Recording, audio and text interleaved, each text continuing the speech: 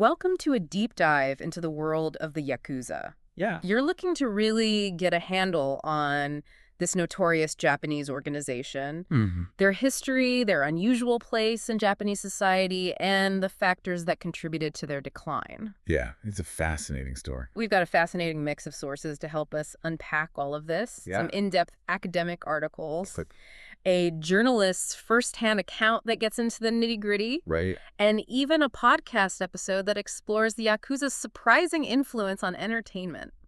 Sounds like a pretty good mix. Yeah, I think we've got all our bases covered. Cool.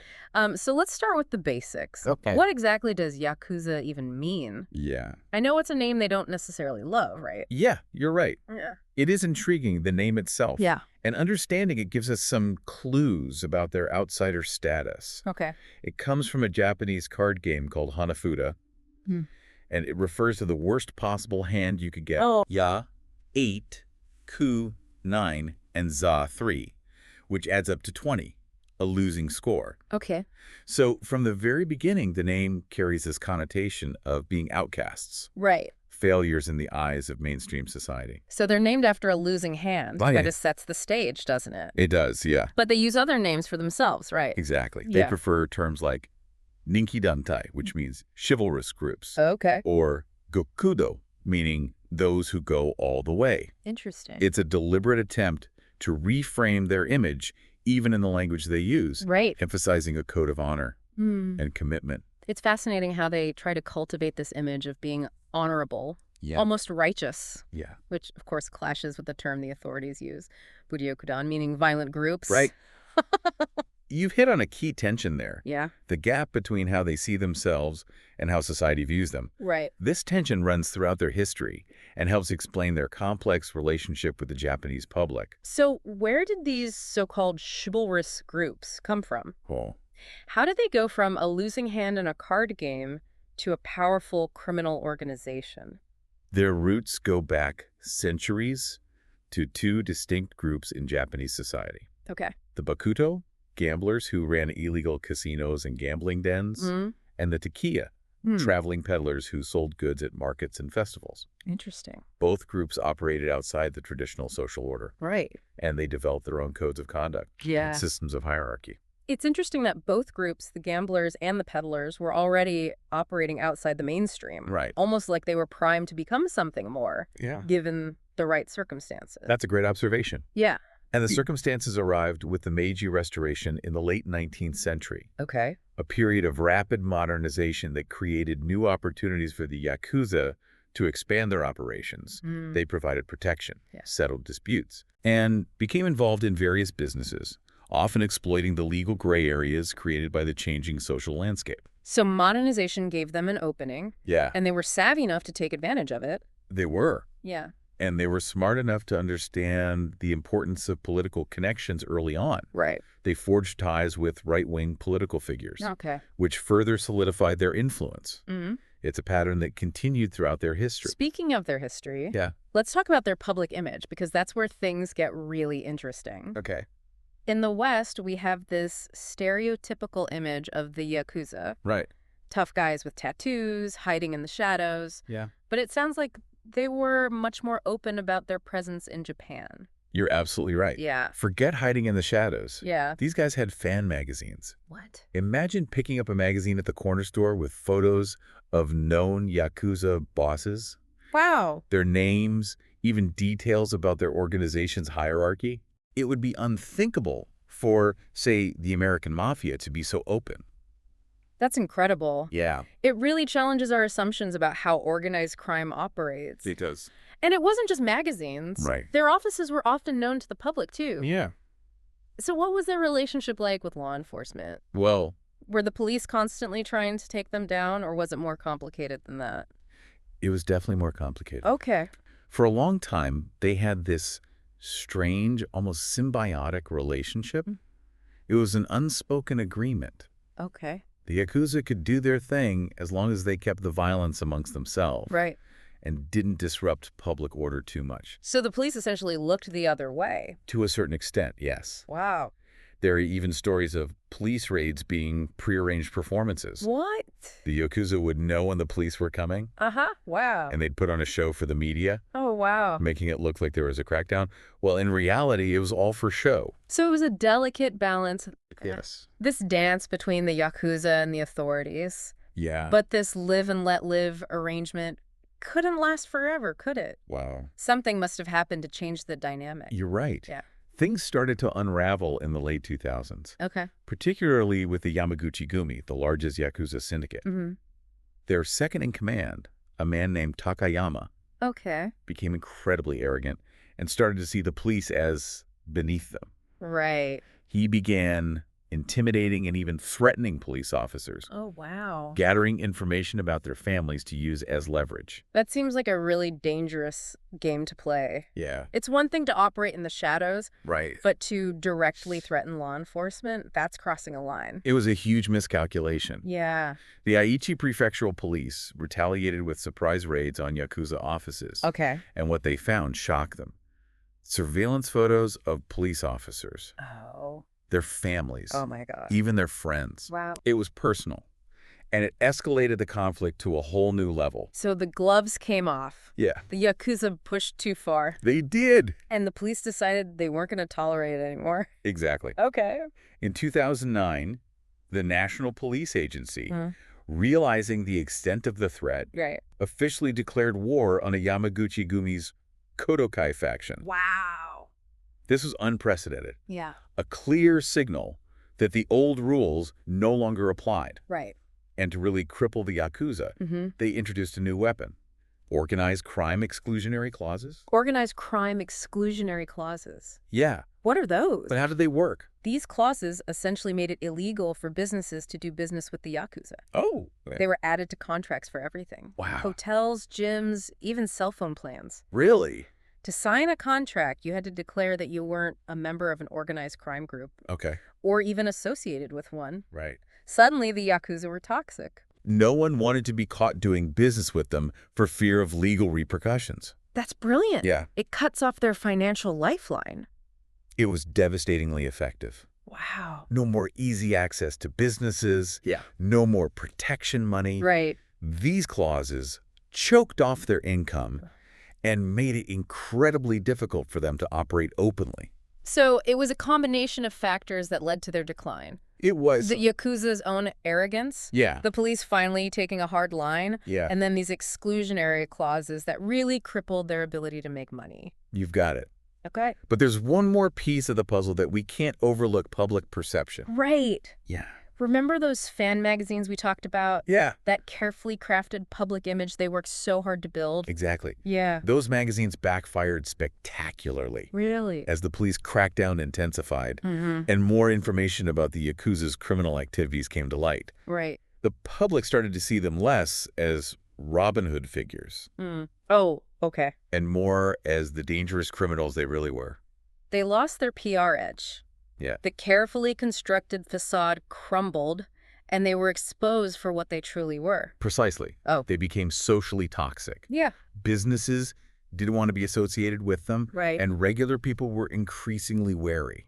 Okay, so we've got a good grasp on their history, their strange public image, and what led to their decline. But let's address the elephant in the room, violence. Yeah. We're talking about organized crime here. Right. How central was violence to their operations? That's a key question. Yeah. And it's where the Hollywood image often distorts the reality. Right. Violence was definitely part of their arsenal, but it was often a last resort or used strategically as a threat Right. rather than a first option. So it was more about maintaining their reputation and sending a message. Exactly. All right. Take the assassination of the mayor of Nagasaki in 2007. Oh, wow. It was a shocking act of violence. Yeah. But it was also very calculated, sending a clear message about the Yakuza's power and their willingness to use it. Right. And within their own organizations, violence was a tool to maintain order and discipline, Okay. to ensure obedience and loyalty. Speaking of discipline, I have to ask about one of the most infamous Yakuza rituals, Okay. yubitsume. Right. Cutting off of fingers. Yeah. It's something that's captured the Western imagination. It has. But what was the real purpose behind it? Was Well- it just about being brutal and intimidating? It's certainly brutal, but it goes deeper than simple intimidation. Okay. Yubitsume is all about atonement or showing loyalty, Okay. although in a very extreme way. Okay, so walk me through it. Yeah. How did this ritual actually work? Let's say a Yakuza member messed up. Okay. They failed to complete a task, Mm-hmm. or they showed disrespect to a superior. Right. They might be ordered to cut off a finger as punishment, Right. a shinuyubi, Okay. or dead finger. What? But they could also offer a finger, Okay. an ikiyubi or living finger, Interesting. to take the blame for someone else's mistake, Right. which was seen as a sign of deep loyalty and a way to protect someone higher up in the hierarchy. It's a twisted kind of honor system, isn't it? It is. Taking the blame, sacrificing a part of yourself to protect someone else. Yeah. It speaks to the intense loyalty within their ranks. It does. Yeah. And our journalist source, Jake Eggleston, Okay. shares a fascinating anecdote that really highlights this complex relationship with image and honor, Yeah. even in the face of brutality. Okay. He was writing an article about a high-ranking official with Yakuza ties Right. and had obtained a photo of him with a Yakuza boss. Mm-hmm. Edelstein contacted the Yakuza boss as a courtesy before publishing the picture. Okay. And guess what the boss asked him to do? What's that? He asked Edelstein to crop the photo so that his son's missing finger wouldn't be visible. Really? They're ruthless criminals involved in all sorts of illegal activities, Right. but they're worried about a missing finger showing up in a photo. That's wild. It is, right? It's such a strange juxtaposition, Yeah. this brutal practice of yubitsume alongside this concern for how they're perceived, this Wow. desire to maintain a certain image. Yeah. It speaks volumes about how much they care about outward appearances, Yeah. even while engaging in activities that most people would find abhorrent. Right. And it highlights the deep psychological impact of yubitsume. Yeah. It's not just a physical punishment. Right. It's a constant, visible reminder of their mistakes, their loyalty, and their place within the Yakuza hierarchy. That makes sense. Yeah. It's fascinating how the Yakuza, despite their criminal activities, managed to cultivate a certain public image, Yeah. almost a brand, that played a significant role in their rise and ultimately their fall. It's almost like they were masters of PR, Right. which seems crazy when we're talking about a criminal organization. Those Yeah. fan magazines we talked about, Yeah. the photos of bosses looking like celebrities, Right. a far cry from the shadowy underworld figures we often imagine. You're right. Yeah. They were very deliberate about shaping their public persona. Okay. It wasn't just about intimidation and brute force. Mm-hmm. They wanted to be seen as protectors of the community, upholders of a certain code of honor, Right. even Robin Hood figures in some cases. You mentioned that they provided aid after the Kobe earthquake in 1995. Yeah. Our sources indicate they were actually faster and more efficient than the government in getting help to those in need. That's right. Wow. They had the resources, the manpower, and the organizational structure to mobilize quickly. Right. They could cut through the bureaucratic red tape that often slowed down government relief efforts. Yeah. And this wasn't an isolated incident. Okay. They have a history of helping out during other disasters, Mm-hmm. distributing food and supplies, Mm-hmm. providing security, and stepping in when the authorities seemed overwhelmed. So they were reinforcing this image of being there for the people, Yeah, especially when times were tough. It's a brilliant strategy, really. it was. Yeah. And it extended to their efforts to discourage street crime in their territories. Okay. Petty theft, muggings, things like that. Right. They often cracked down on those activities, Mm. not necessarily out of the goodness of their hearts, Uh-huh. but because it was bad for business. Right. It created instability and fear, which made it harder for them to operate. So they created an environment where people felt safer, Yeah. knowing that the Yakuza, these larger-than-life figures, were keeping things under control, Right. even as they were engaged in their own criminal enterprises. That's exactly. Such a strange paradox. It is. Yeah. And it worked for a while. Mhm. They managed to create this space for themselves in Japanese society. Okay. This gray area where they were tolerated, even accepted to a certain extent. But as we've seen, that acceptance had its limits. Right. The public eventually became more aware of the darker side of their operations. Yeah. The violence, the extortion, their deep ties to political corruption. Exactly. Yeah. And once that image of the honorable Yakuza was tarnished, it was almost impossible to restore. Let's go back to their relationship with law enforcement for a moment. Okay. we talked about how they had this unspoken agreement for a long time. Yeah. This you fight each other, we look the other way Yes. approach. Right. But how did the police ever build cases against them if they weren't actively infiltrating their ranks or relying on informants? That's the great question. Yeah. And it highlights a key difference between law enforcement in Japan and, say, the United States. Okay. Undercover work was incredibly difficult in Japan, Really? and often not even sanctioned. Why is that? Whoa. It seems counterintuitive. Yeah. Wouldn't undercover operations be the most effective way to gather intel on their activities? It comes down to cultural differences. Okay. Japanese culture places a strong emphasis on loyalty and group harmony. Right. Turning informant, betraying your group is almost unthinkable. Yeah. It goes against deeply ingrained social norms. That makes sense. And it sounds like their legal system also played a role. Absolutely. Okay. Until recently, Japan didn't have plea bargains. Interesting. So there was no incentive for a Yakuza member to cooperate with the authorities. Right. They knew that if they were caught, they'd do the time. Yeah. But the organization would take care of their families while they were inside. Wow. And when they got out, they'd be welcomed back into the fold. Really? It was a powerful system of loyalty and reward Yeah. that made it incredibly difficult for law enforcement to break through. So if undercover work was off the table Yeah. and they weren't getting any inside information, Right. how did the police ever manage to arrest and prosecute Yakuza members? They had to rely on more traditional, painstaking methods, Okay. surveillance, Mm-hmm. gathering physical evidence, Yeah. meticulously building cases over long periods of time. That sounds incredibly challenging. It was like trying to solve a puzzle with half the pieces missing. And that's one of the reasons why the Yakuzas were able to operate so openly for so long. Hmm. They knew the system, Right. they knew its weaknesses, Yeah. and they exploited them to their advantage. Okay, let's shift gears and talk about money. Oh.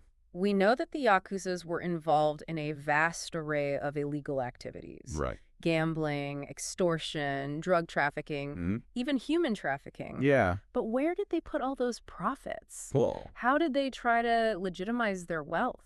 They invested heavily in legitimate businesses. Okay. Real estate, construction, finance, you name it. Right. They had a knack for infiltrating industries, exploiting loopholes in the system, Yeah. and using their influence to secure contracts and deals. Okay. They also invested heavily in the stock market, Right. attempting to clean their dirty money and become legitimate players in the Japanese economy. So they were trying to go legit to Yeah. wash their hands of their criminal past and become respectable businessmen. In a way, yes, Yeah. but it was always a delicate balancing act. Right. They were walking this tightrope, Yeah. trying to maintain their criminal enterprises Okay. while also building a facade of legitimacy. And as we've discussed, that facade eventually crumbled. He did. Those organized crime exclusionary clauses were a game changer. They were. They made it virtually impossible for them to operate openly in the business world. Exactly. Yeah. Those clauses were a death blow to their attempts to go legit. Right. They exposed the Yakuza's vulnerability, their dependence on operating in those gray areas of society. Okay, I want to circle back to something you mentioned earlier. Okay. The Yakuza's influence on how they were portrayed in movies. Right. Our sources suggest they actually had a hand in shaping the Yakuza film genre, They did. which seems incredible. It is, yeah. It's like a criminal organization controlling their own PR through the film industry. It's a fascinating example of how organized crime can infiltrate and influence popular culture. For decades, Yakuza films were incredibly popular in Japan. They were action-packed, often violent, Yeah. and full of tough guys with tattoos Right. fighting for honor and loyalty. So they were playing into those classic tropes, Yeah. those romanticized images of the Yakuza. They were. Okay. But there's a twist. Okay. These films rarely showed the Yakuza as outright villains. Ah, interesting. They were often portrayed as tragic heroes, Mm-hmm. men bound by a strict code of honor, even as they engaged in criminal activities. Right. It was a very different take from, say, classic American gangster movies, Yeah. where the mobsters are often depicted as ruthless killers. So they were trying to soften their image, Yeah, make themselves seem more sympathetic, exactly. even relatable. Exactly. Oh. And sources suggest they were directly involved in this process. Okay. They would arrange private screenings for Yakuza bosses. Really? And former gangsters even worked as producers and actors, Wow. ensuring that the films presented them in a favorable light. It's amazing that they had that much control over how their world was depicted on screen. It is, yeah. But if they were so successful at shaping their image through these films, why did they ultimately decline in popularity? Well, by pushing for these sanitized, romanticized portrayals, they ended up making Yakuza films predictable and formulaic. They became cliches. You could say that audiences got bored with the same old tropes and storylines. Right. The films lost their edge, their sense of danger and intrigue. Okay. And ironically, this decline in popularity coincided with the real-life Yakuza's decline as well. It's almost like they were trapped in this cycle, trying to control their image, but ultimately stifling the creativity and authenticity that would have kept the genre fresh and engaging. That's a great insight. Yeah. Their attempts to control the narrative ultimately backfired, both on screen and in the real world. Okay, we've talked about their public image, their relationship with law enforcement, their attempts to go legit, and their influence on the film industry. It's clear that the Yakuza are much more than just your average criminals. Right. They have this complex code of conduct, these elaborate rituals, this deep-seated sense of tradition. Yeah. Can we dive into some of the cultural practices that set them apart? Absolutely. Okay. Their initiation ceremonies and tattoos are fascinating windows into the Yakuza mindset and their unique place in Japanese society. Let's start with the initiation ceremonies. Okay. They're shrouded in secrecy, but our sources give us a glimpse into what goes on. Yeah. It sounds like it's all about creating this powerful bond between the new recruit and their oyabun, their father figure within the organization. You're right. Yeah. It's a ritualistic process that emphasizes loyalty, obedience, and the creation of a familial bond. Okay. The exchange of sei-cups between the recruit and their oyabun is a symbolic act, signifying their entry into the Yakuza family. It's not just joining a gang, it's becoming part of a new family. Exactly. With all the obligations and responsibilities that come with it. Precisely. Yeah. It's a deeply symbolic act that reinforces the hierarchical structure of the Yakuza. Right. And the importance of personal relationships within the organization. And what about the tattoos? Wow. Those full-body works of art are so iconic, so visually striking. Yeah. They're more than just body decoration, aren't they? Oh, they're much more than that. Yeah. Yakuza tattoos are like visual narratives. Okay. Telling a story about the individual's rank, their affiliations, their personal beliefs, even their criminal history. Our sources describe the process of getting a Yakuza tattoo as incredibly painful and time-consuming. It is. It's done using traditional hand-poked methods. Right. And it can take years to complete a full-body suit. It's a testament to their endurance, their commitment to the Yakuza lifestyle. Yeah. And the symbolism embedded in the tattoos is fascinating. Yeah. Dragons, koi fish, samurai warriors, cherry blossoms. Right. Each image carries a specific meaning within Yakuza culture. It's like a secret language. Exactly. A code that outsiders can't fully decipher. It's a way for them to communicate with each other, to signal their allegiance, and to differentiate themselves from mainstream society. Okay, so we've got the initiation ceremonies, the tattoos, these incredibly visual and symbolic rituals that bind them together. Right. But what about their code of conduct? Okay. They have this reputation for being incredibly strict. Right. With severe punishments for those who break the rules. Yeah. How does that work in practice? Their code of conduct, or jingi, is a complex set of rules and principles that govern their behavior. Right. It emphasizes loyalty, honor, obedience to one's superiors, and, surprisingly, a prohibition against harming civilians. It's interesting that they have a rule against harming civilians. Yeah. Considering their reputation for violence. Right. It seems contradictory. It is. Yeah. And it highlights the tension between the idealized image of the Yakuza and the reality of their actions. Right. Their code of conduct is often romanticized, but it's also a system that can be manipulated and exploited. Right. Violence is still a tool they use, both to maintain internal discipline and to achieve their goals in the outside world. So it's not as black and white as it's sometimes portrayed. There's a lot of gray area, a lot of internal contradictions within the Yakuza world. Absolutely. Yeah. That's what makes studying them so compelling. Right. They're a reflection of Japanese society itself with all its complexities and contradictions. We've covered a lot of ground here. Their origins, their public image, their relationship with the authorities, Yeah. their involvement in legitimate businesses, their cultural practices, and their complex code of conduct. It's been an incredible journey. It has. Yeah. And I think you're starting to see the bigger picture, the intricate web of connections that makes the Yakuza such a fascinating and enduring subject. It's clear that they're much more than just a criminal organization. Right. They're a product of their history, their culture, and the forces that have shaped modern Japan. They've adapted and evolved alongside Japanese society, sometimes mirroring its values, sometimes challenging them. It's striking how their story parallels Japan's own journey from a rigid feudal society to a modern, globalized economic powerhouse. Yeah, it really is a fascinating parallel. The Yakuza have been both a product of and a player in Japan's transformation, Right. reflecting the tensions and contradictions of a society grappling with change.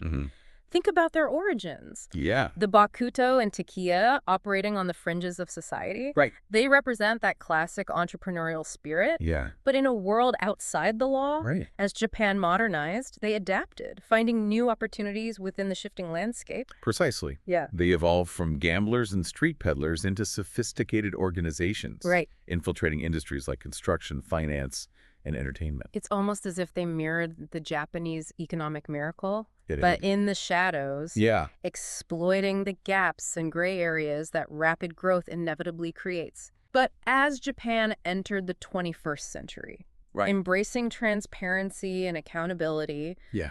those gray areas began to shrink. Exactly. The rules of the game changed, Right. and the Yakuza's traditional ways of doing business became liabilities. That shift was critical. Yeah. Their reliance on intimidation, backroom deals, and the strategic use of violence. Yeah. Those tactics were no longer as effective in a society increasingly focused on the rule of law. It makes you wonder how much of their decline was due to external pressures, Yeah, it's a good question. like the changing legal landscape and shifting public opinion Right. versus internal factors. It's a complex interplay of forces. Yeah.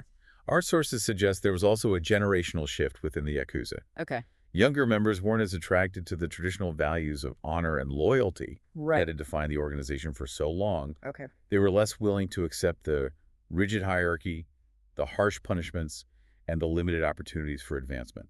It's almost like the organization itself began to fracture from within, Yeah. just as the external pressures intensified. Mhm. A perfect storm, in a way.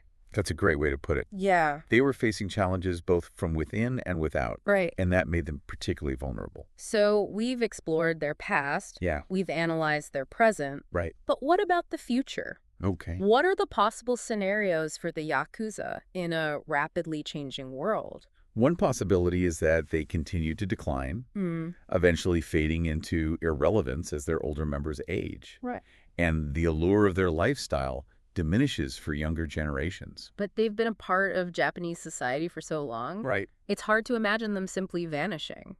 You're right. Yeah. It's more likely that they'll transform, adapt to the new realities. Okay. By becoming more sophisticated, more business-oriented, Yeah. perhaps even moving further underground and embracing new technologies to maintain their operations. You mentioned technology. That's a fascinating angle. It is. How might advances in artificial intelligence, cryptocurrency, and online platforms impact the future of organized crime, Right. especially for groups like the Yakuza? It's a crucial question. Yeah. Will these new technologies provide new avenues for criminal activity? Right. Or will they make it harder for organizations like the Yakuza to operate? For example, cryptocurrencies offer a degree of anonymity Yeah. that could be attractive for money laundering, Right. but they also leave a digital trail that could be exploited by law enforcement. So it's a double-edged sword. It is. Yeah. It'll be interesting to see how they navigate this evolving technological landscape. Absolutely. And we can't overlook the impact of globalization. Right. The Yakuza already have international connections.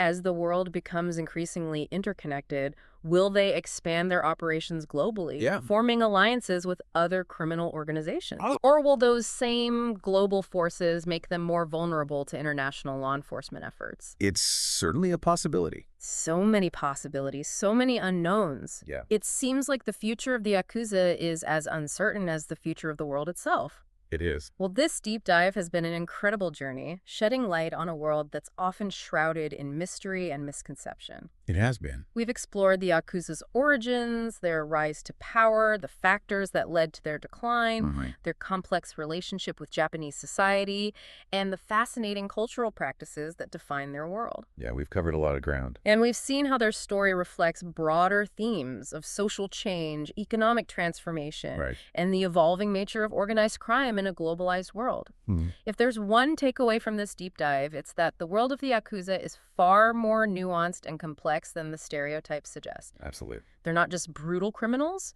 They're a product of their history, their culture, and the forces that have shaped modern Japan. And their story is a reminder that even the most powerful organizations are subject to change, Right. that tradition and innovation are often in tension, Yeah. and that the lines between good and evil are rarely as clear as we might like to believe. Well, thank you for joining us on this exploration of the Yakuza. It's been a pleasure. We hope you've come away with a deeper understanding of this fascinating and enigmatic subject. Yeah, me too. And as always, we encourage you to continue exploring, to seek out new perspectives, and to never stop asking questions.